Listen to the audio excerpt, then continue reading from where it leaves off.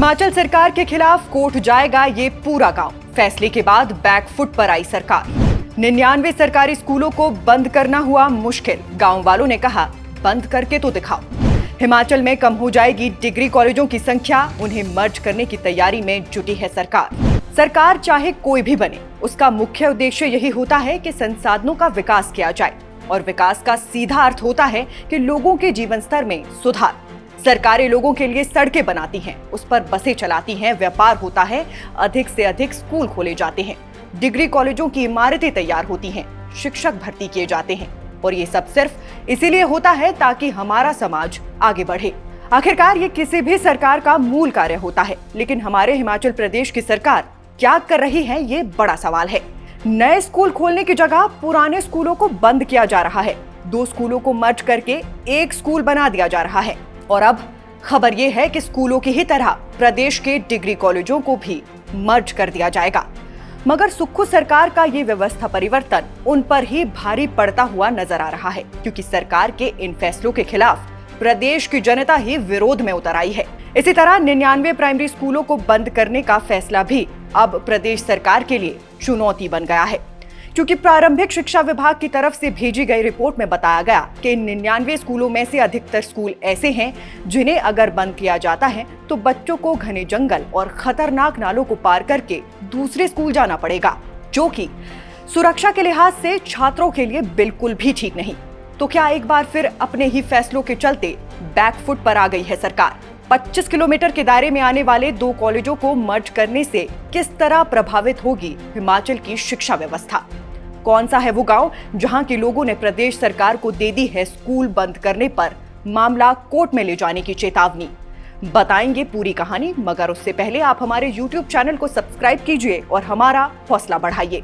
मेरे बगल की स्क्रीन पर नजर आ रही इस इमारत को पूर्व की भाजपा सरकार ने 10 करोड़ रुपए खर्च करके खड़ा किया था, मगर सरकार प्रशासन की अनदेखी और ढीले रवैये के कारण इस भवन में कक्षाएं चलाने के बजाय इसे एग्जाम सेंटर का स्टोर बना दिया गया है।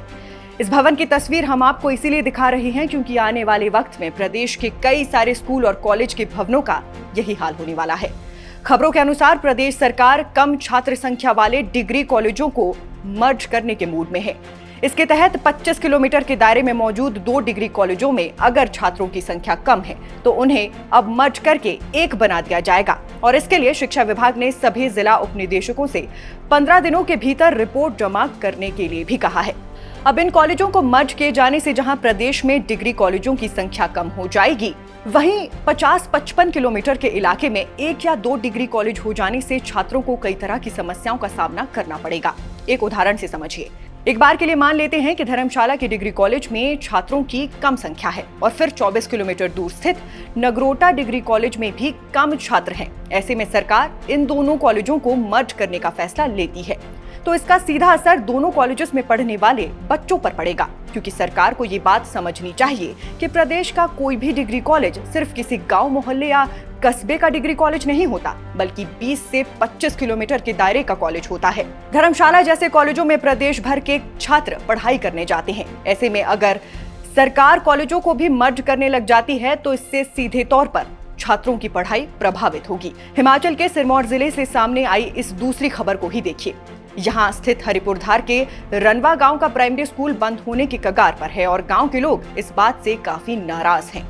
साल 1966 में खुले इस प्राइमरी स्कूल को आज मॉडल स्कूल बनाया जाना चाहिए था, लेकिन स्कूल मर्ज करने की प्रक्रिया के तहत इस पर बंद किए जाने की तलवार लटकी हुई है।